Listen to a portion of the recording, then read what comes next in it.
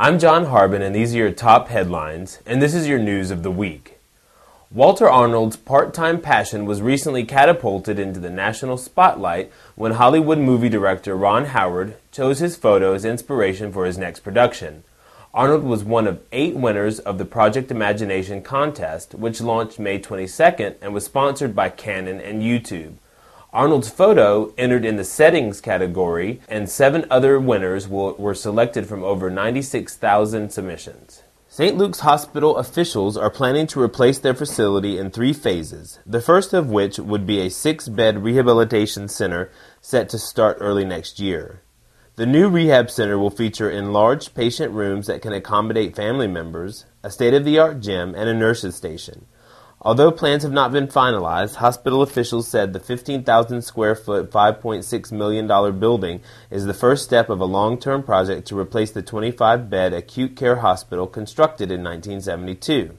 Kids splashed the lake, cheered when they hit the bullseye, and scaled the rock wall without looking down Tuesday at Henderson County Young Leaders Camp.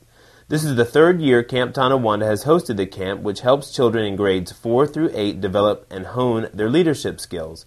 Camp Tonawanda Director Garrett Graham said the goal is to boost the children's self-confidence and independence while focusing on leadership. The single-wide mobile home where authorities found dozens of live and frozen venomous reptiles was not ideal for the creatures or the neighbors, according to a reptile expert.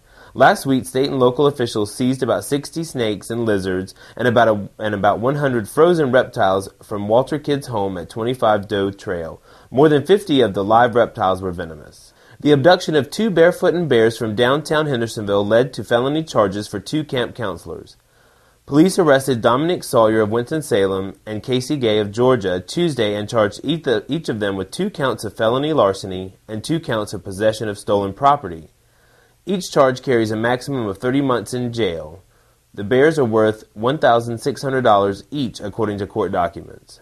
A woman charged with DWI and second-degree murder after an accident killed a passenger in the car she was driving will serve a minimum of 10 years in prison.